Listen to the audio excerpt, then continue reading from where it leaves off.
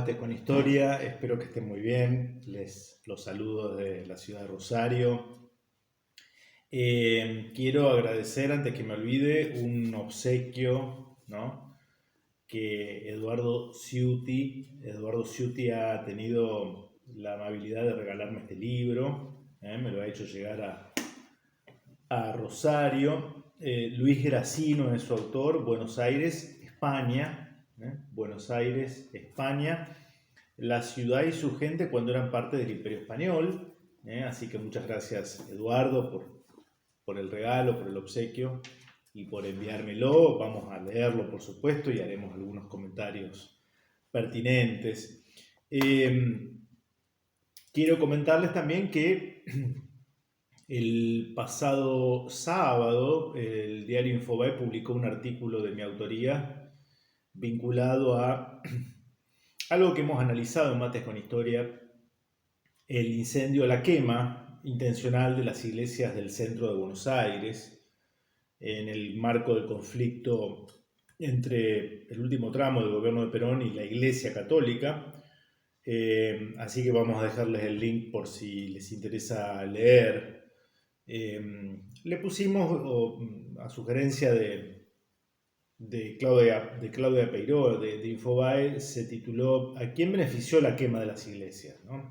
Así que bueno, un tema por supuesto polémico por donde se lo quiera analizar. Lo hacemos en tren de tratar de descubrir la verdad histórica, ¿no? Que es fundamental, me parece.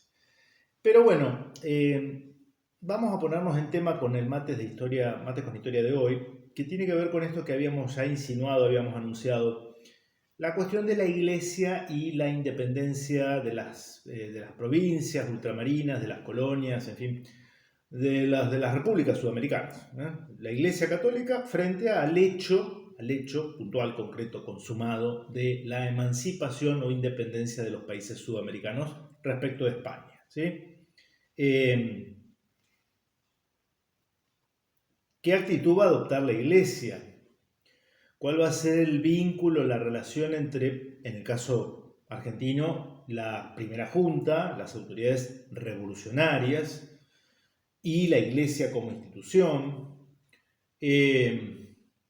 Y cómo deben interpretarse dos encíclicas de pontífices, años después de mayo de 1810, pero que tienen que ver con la independencia sudamericana. Me estoy refiriendo a una encíclica del Papa Pío VII, creo que era, de 1816, y fundamentalmente la encíclica de septiembre de 1824 de León XII. De León XII ya vamos a analizarla, ¿sí? Es decir, la Iglesia condenó las independencias y se puso del lado de la metrópoli de España. Bueno, hay para interpretarlo, ¿no? Hay para interpretarlo. Tengo conmigo dos libros. Uno que me proveyó Carlos Bukovac, el cazador de libros, ya conocen ustedes. Rómulo Carbia, yo he leído otras cosas de él. Rómulo Carbia es un autor argentino que tiene un libro muy interesante, El origen de la leyenda negra antiespañola. Y este librito, La Revolución de Mayo y la Iglesia, él lo analiza desde el punto de vista de la institución del patronato. El patronato, ¿qué era el patronato? El patronato real. El patronato real era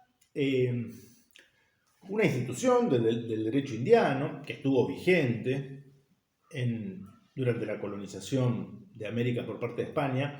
Era una serie de atribuciones, de privilegios, podríamos decir, con los que el Papa había rodeado a los reyes de España, pero al mismo tiempo que suponía la carga de la evangelización de América. ¿Se entiende? O sea, los reyes van a tener, lo que se va a discutir es si ese patronato le fue concedido por los papas a los reyes en cuanto a reyes o a la persona de los monarcas. Eso después se va a discutir, ¿no?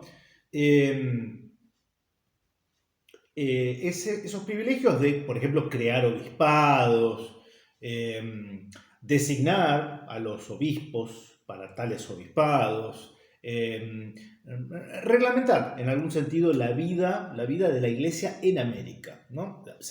Los papas se lo dan al poder civil, este es el privilegio, ¿no? Esto va a traer cosas buenas y cosas malas, esto también hay que decirlo, pero bastante bien funcionó la institución del patronato real. Cuando se produce la ruptura con España, las autoridades revolucionarias, sean los directores supremos, los triunviros, en fin, van a reclamar para sí ser el gobierno criollo, el heredero de también el patronato real, que comienza a llamarse patronato nacional, ¿no? Patronato nacional, y eso genera una serie de discusiones. Piden la opinión del deán Gregorio Funes, un catedrático canónico de la provincia de Córdoba, el deán Funes, que dice que el patronato era algo que era propio de la soberanía de los reyes, no de la persona. Rómulo Carbia y otros opinan que era al revés, pero bueno, el deán Funes tiene que opinar a las apuradas, y un poco la idea era que las nuevas autoridades en Buenos Aires heredaran aquellas facultades que habían tenido los monarcas españoles durante 3 siglos, ¿no? Pero si ustedes se van dando cuenta un poco, nos damos cuenta de que eran épocas en las que la iglesia estaba sometida al gobierno del poder civil en muchos de sus aspectos, ¿no? O sea, si el monarca o la autoridad civil era quien nombraba a un obispo, está claro que hay una suerte de intromisión, veríamos hoy, ¿no? Como si hoy el gobierno nacional designa al arzobispo de Buenos Aires o de Rosario. Y uno dice, no, mirá, eso lo hace el Papa. O sea, es una cuestión, es un asunto interno de la vida de la iglesia, ¿no? ¿Qué tiene que hacer el gobierno nacional metiéndose en ver quién va a ser el obispo? Bueno, hace siglos atrás esto era algo bastante habitual, ¿no? Era un poquito, después se va a complicar cuando llegan los Borbones, la cuestión del regalismo, ¿no? El regalismo, así como hemos analizado en otros Mate con Historia que la política de los Borbones era centralizadora en lo administrativo, favorecía muy poco lo que eran las autonomías regionales, y por tanto deriva desde el punto de vista político, filosófico, en el absolutismo monárquico. Bueno, eso se va a trasladar también al vínculo de los monarcas absolutistas de la Casa de Borbón con la Iglesia, ¿no? O sea, la Iglesia en el regalismo es una suerte de apéndice, de anexo, el anexo espiritual de la maquinaria estatal borbónica, ¿no? Y eso en general no termina bien. Porque pone con el tiempo a los sacerdotes, más allá de la jerarquía, pero vamos a suponer un obispo, ante la encrucijada, en una situación incómoda de no saber muy bien qué es primero, si un hombre de la iglesia o si un hombre del Estado, ¿no? Y bueno, mientras iglesia y Estado marchan juntos al mismo rumbo, no hay problema, pero ¿y si no es así? ¿Para dónde está la lealtad, ¿no? Ese es el problema un poquito de fondo con el regalismo, ¿no? El regalismo, y estamos un poco en esta época, ¿no? 1810 es algo es parte del horizonte. Perdón que me extendí con esta introducción, pero me parecía que había que explicar este fenómeno para entender las actitudes de algunos, ¿no?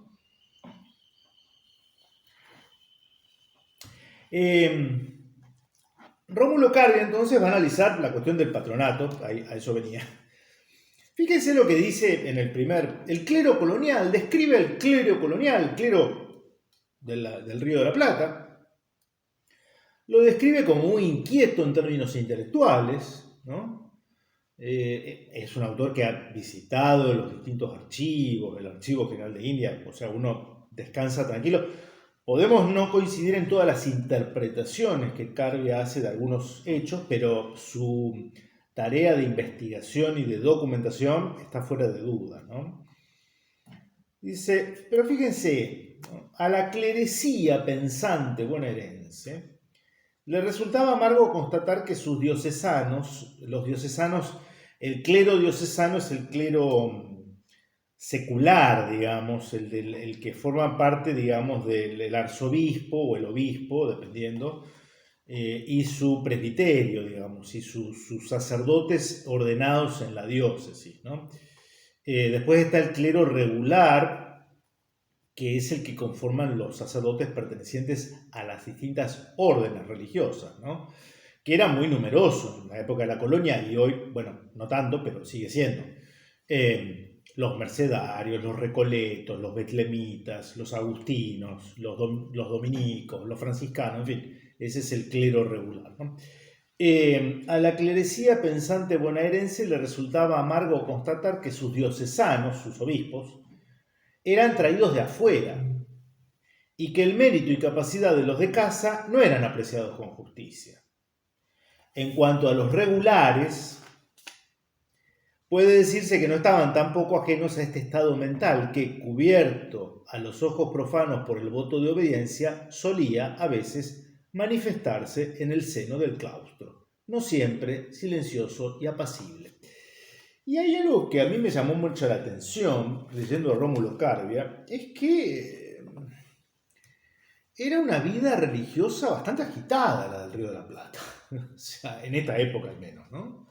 O sea, había muchas disputas internas y, por ejemplo, el obispado, la gestión, llamémosla así, del obispo de Buenos Aires, Benito de Luey y Riega, lo hemos nombrado al obispo, ¿no? El que tomó la palabra en el famoso Cabildo Abierto del 22 de mayo. Él empezó su ministerio arzobispal en 1804, me parece, y va a morir de modo abrupto. En una noche muere, se lo encuentra muerto al día siguiente, creo que para febrero de 1812, siendo un hombre relativamente joven, amaneció muerto, ¿no? El obispo de Buenos Aires. Bien, la historia documentada nos cuenta que fue muy resistido por el clero, por su subordinado, llamémosle así, ¿no? Se va a pelear mucho con su cabildo eclesiástico, que es una suerte de consejo presbiteral, creo que se le llama hoy, ¿no? Una especie de junta que asesora al arzobispo, ¿no? El cabildo eclesiástico, ¿no? No el cabildo civil. En fin, un episcopado bastante mal avenido, bastante tortuoso, ¿no? El de aquellos años. Muchas disputas internas en la iglesia bonaerense, al menos. Rómulo Carbia admite que él solo analiza, básicamente cuando habla de la iglesia argentina, está hablando de la iglesia de Buenos Aires, ¿sí? Por una cuestión que él lo reconoce, era muy difícil rastrear todos los archivos, ¿no? Pero eran importantes los arzobispados de Córdoba, de Salta, del Alto Perú, por supuesto, ¿no?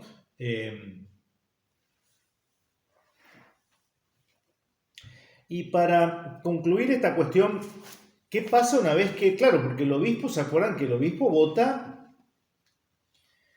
por la continuidad del virrey? Entonces, producida la revolución, ¿cómo va a ser la relación entre la junta y el obispo? Bueno, muy tensa, ¿no? Muy tensa. Y ahora bien, el nuevo gobierno estaba constituido. ¿Cuál fue su actitud con respecto a la iglesia? Como primera manifestación, en este particular, aparece la comunicación hecha al obispo, doctor Luey Riega, dándole cuenta de la instalación de la Junta y solicitando su acatamiento. A esta nota contestó el prelado con otra en la que decía, y acá está la respuesta del obispo: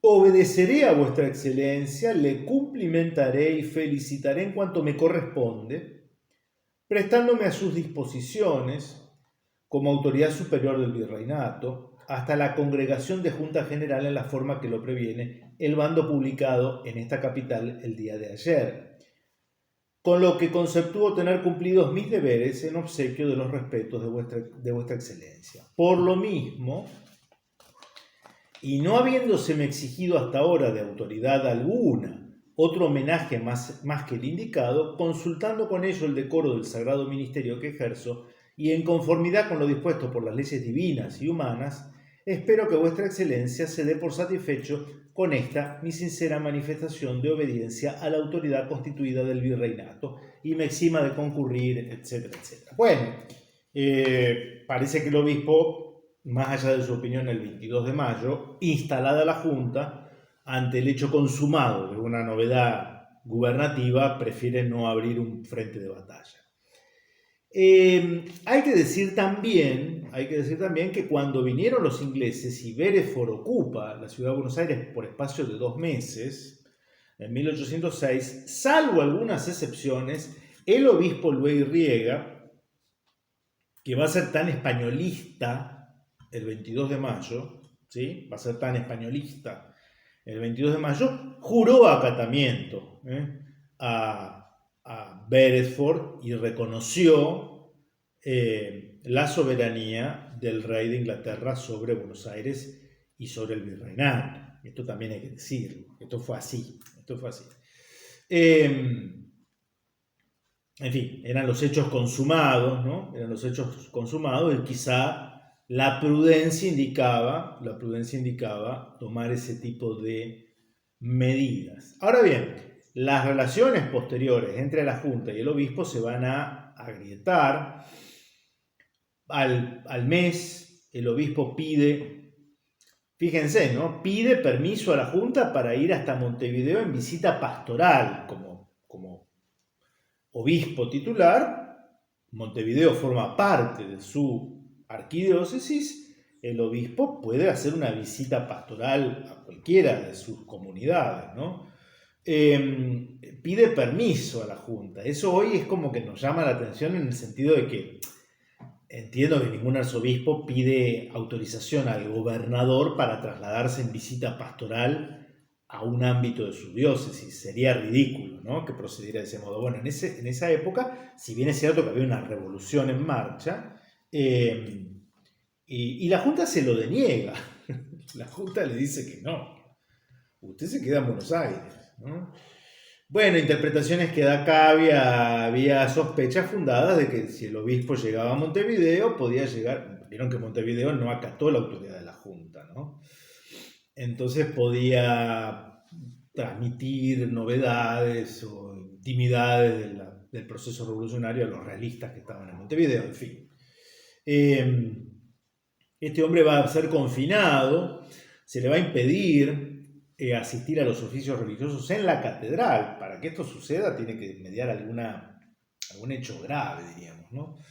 Y Luis Riega va a morir, como dije, en febrero de 1812, de modo no muy aclarado, aunque Carbia dice nunca se manejó con asidero la hipótesis de un envenenamiento, ni mucho menos, así como yo no me hago eco del envenenamiento de Moreno, lo hemos hablado. Bueno, tampoco es cuestión de dar por envenenado a todo el mundo que se moría. La gente se moría, la gente también se muere de modo súbito. En fin, quizá tendría alguna enfermedad no declarada, no conocida.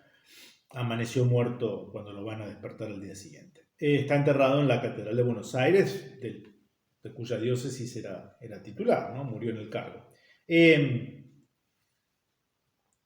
Por supuesto que el proceso revolucionario va a desencadenar una serie de dificultades para la Iglesia argentina, la Iglesia americana en general, que va a quedar prácticamente incomunicada con Roma, ¿no?, por este proceso revolucionario. Y acá es donde hay que entender y enganchamos con lo de estas encíclicas papales.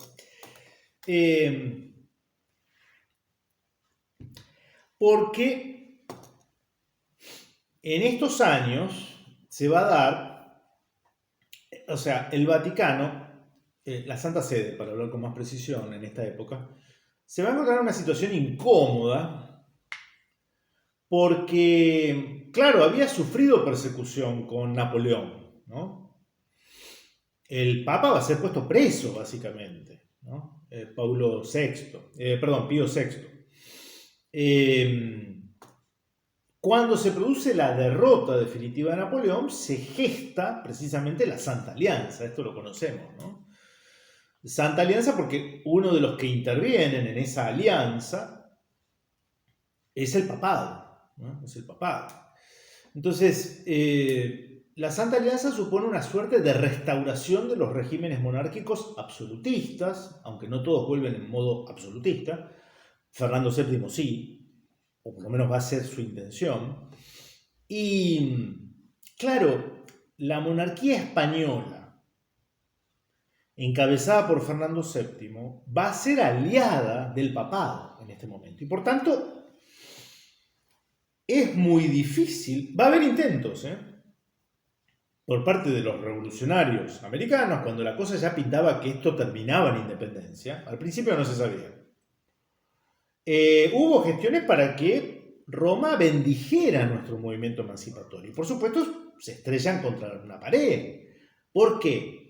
Bueno, porque políticamente no correspondía que una autoridad como la papal, con siglos de experiencia en manejar situaciones políticas nuevas, se pronunciará abiertamente a favor de lo que en realidad en Europa se veía como un grupo de rebeldes. Esto es un poco así, ¿no?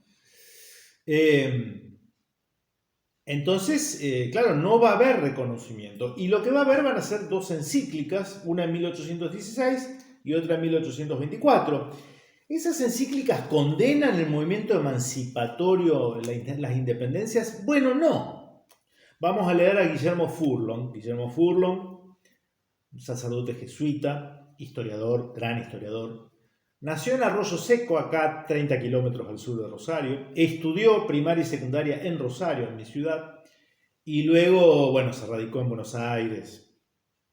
Se doctoró, creo que en historia, en alguna universidad norteamericana. En fin, un gran académico, ¿no? Un gran académico de origen irlandés. Eran irlandeses asentados, sus padres, en el sur de la provincia de Santa Fe, por eso nace en Arroyo Seco. Bien, Guillermo Furlong.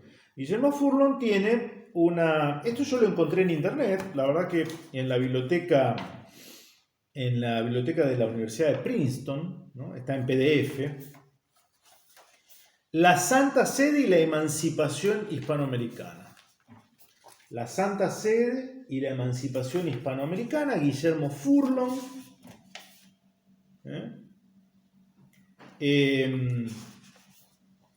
Porque analiza acá el padre Furlong, estos documentos. Y sobre todo en el segundo de estas encíclicas, con León XII, 1824, 2 meses antes de que se produjera la derrota realista en Ayacucho, la célebre batalla de Ayacucho. Claro, hay gestiones diplomáticas con nombre y apellido, con el embajador español en la Santa Sede que quiere gestionar, golpea el despacho del secretario de Estado, del cardenal tal, esto es la diplomacia vaticana, ¿no? Para que el Papa llame a las iglesias americanas a la obediencia a la metrópoli, ¿no? Y entonces, bueno, el Papa se pronuncia, pero a lo mejor no en el sentido que hubiera deseado España. ¿Qué nos dice acá? Perdón, tengo acá marcado cosas muy interesantes que dice Furlong. Para entender un poquitito lo viejo que es esto, el tema del pronunciamiento de la Iglesia y los regímenes políticos, ¿no? Por ejemplo, ya había habido un antecedente con la Revolución Francesa, en Francia nada menos. Los papas tienen que pronunciarse respecto a si es compatible con la fe religiosa de los católicos convivir con un sistema político que no fuese el monárquico. Para Francia, abandonar la monarquía luego de 1000 años era un desafío, ¿no? Dice, en 1797 el entonces cardenal Chiaramonti, después papa con el nombre de Pío VII, a raíz de la paz de Campoformio, pero cuando los austríacos habían reconocido por ese tratado la República Cisalpina, a la que pertenecía la diócesis de Imola, sede del entonces cardenal, predicó en la Nochebuena de ese año una homilía que llegó a hacerse célebre en la Europa de entonces y en la América de la era revolucionaria. Y cita a quien era por entonces cardenal, luego Pío VII. La forma de gobierno democrático, decía, que habéis adoptado no repugna en modo alguno el Evangelio. Exige más bien todas aquellas sublimes virtudes que solo en el Evangelio se aprenden. Esas virtudes os harán buenos demócratas, con una democracia recta, reñida con la infidelidad y las ambiciones y cuidadosa del bien común. Ellas conservarán la verdadera igualdad. Más bien que la filosofía serán el Evangelio y las tradiciones apostólicas, y los santos doctores las fuerzas que harán florecer la grandeza republicana, convirtiendo a todos los hombres en héroes de humildad en el obedecer, de prudencia en el gobernar, de caridad en el hermanarse. Seguid el Evangelio y seréis el gozo de la República. Sed buenos cristianos y seréis excelentes demócratas.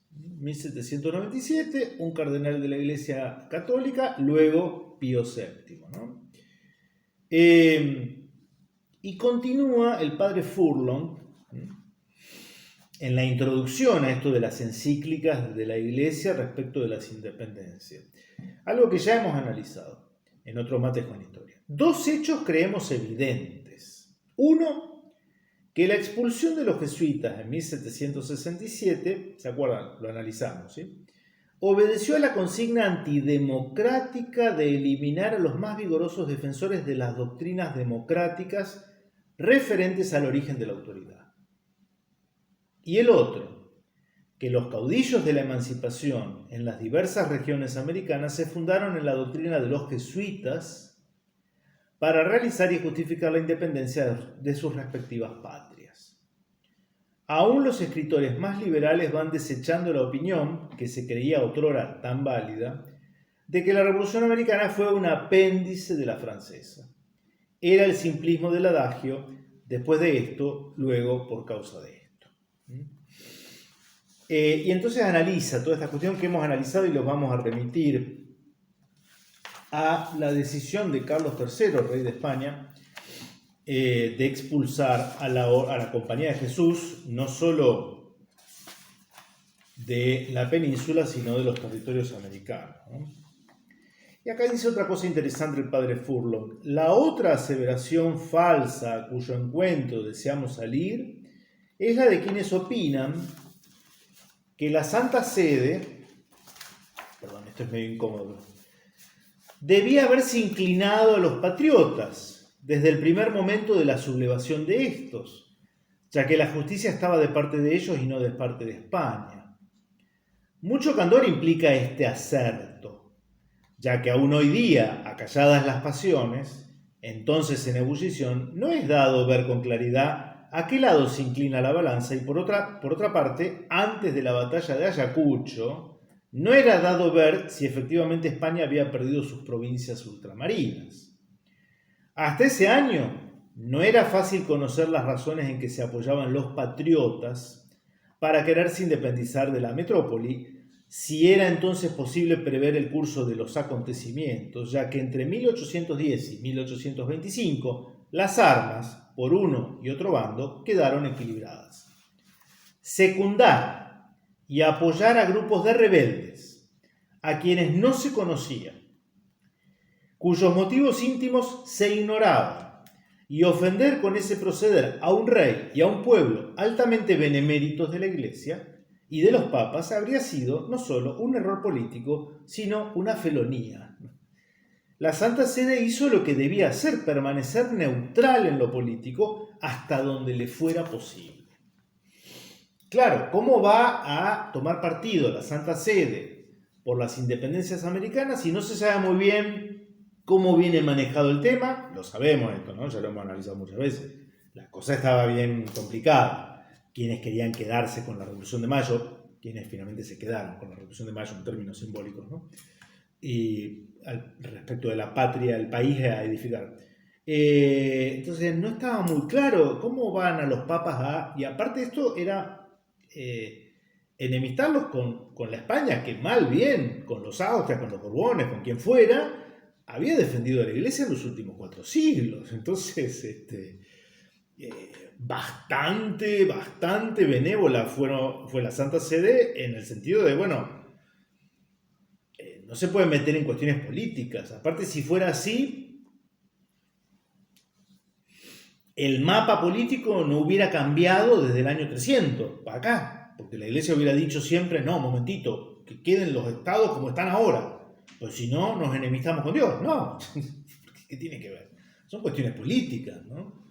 Son cuestiones políticas. La Iglesia también tiene que velar por la integridad de las almas de sus hijos bautizados en aquellos territorios distantes, separados durante años de Roma, de su autoridad legítima, y que ahora han decidido ser una nación independiente. Bueno, pero debe manejarse con tiempos que no eran quizá los más necesitados de la política de entonces, ¿no? Esto pasaba hace 2 siglos, pasa hoy, ¿no? Pasa. Y para ir cerrando, había marcado muchas cosas. Yo les recomiendo, esto lo pueden encontrar en internet hoy mismo. Repito, esto se llama La Santa Sede y la Emancipación Hispanoamericana, del padre Guillermo Furlong. Esto que yo encontré está en la Universidad de Princeton, en la biblioteca de la Universidad de Princeton. Y acá otra cosita, parte del documento de Pío VII, el 30 de enero de 1816. A ver qué decía en concreto el Papa. Se dirige a los hermanos del episcopado, a los arzobispos, ¿no? Aunque inmensos espacios de tierra y de mares nos separen, bien conocida nos es vuestra piedad y vuestro celo en la práctica y predicación de la santísima religión que profesamos. Y como sea uno de sus hermosos y principales preceptos del que prescribe la sumisión a las autoridades superiores, no dudamos que en las conmociones de esos países, que tan amargas han sido para nuestro corazón, no habréis cesado de inspirar a vuestra grey el justo y firme odio con que debe mirarlas a estas sediciones. Ya vamos a explicar un poco lo que interpreta Furlong. Sin embargo, por cuanto hacemos en este mundo las veces del que es Dios de paz, y que al nacer para redimir al género humano de la tiranía de los demonios, quiso anunciarla a los hombres por medio de sus ángeles, hemos creído propio de las apostólicas funciones que, aún sin merecerlo, nos competen, el excitaros más y más con esta carta a no perdonar esfuerzo para desarraigar y destruir completamente la funesta cizaña de alborotos y sediciones que el hombre enemigo sembró en esos países. Bueno, continúa, ¿no? El padre Furlong refiere, sin coacción alguna. Bueno, dicho sea de paso, durante mucho tiempo estos dos documentos había algunos católicos que pretendían considerar que eran apócrifos, ¿no? Que los papas no habían firmado esto. Los documentos, está demostrado, existieron y fueron firmados por el Papa, ¿no? Acá el Papa habla de cuestiones políticas. Lo hemos analizado en otro Mates con Historia. ¿Se pueden equivocar los papas? Lo vieron pocos, pero bueno, lo hemos analizado. Esto de cuando los papas hablan ex cátedra y gozan del dogma de la infalibilidad, referido a cuestiones de fe y de moral, y cuando en cambio hablan de política, que la pueden pifiar fiero. Cuando hablan de política, los papas no obligan en conciencia a un católico, ¿sí? Acá están hablando de política, claramente, ¿no? Claramente. Sin coacción alguna, antes con plena libertad, suscribió Pío VII esta encíclica y estaba en la seguridad de que hacía un gran beneficio así a España como a América. La exhortación que ella contiene y cuyo alcance después analizaremos respondía en un todo al sentir del Papa.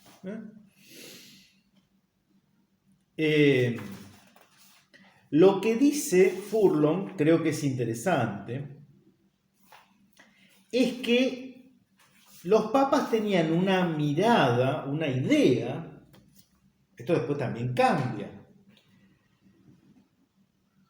de que los movimientos emancipatorios americanos producidos a partir de la detención de Fernando VII y la desaparición de toda autoridad española en la península tenían un condimento revolucionario jacobino y religioso, como si fueran brotes de la Revolución Francesa. ellos también tenían esa miopía vista con ojos europeos,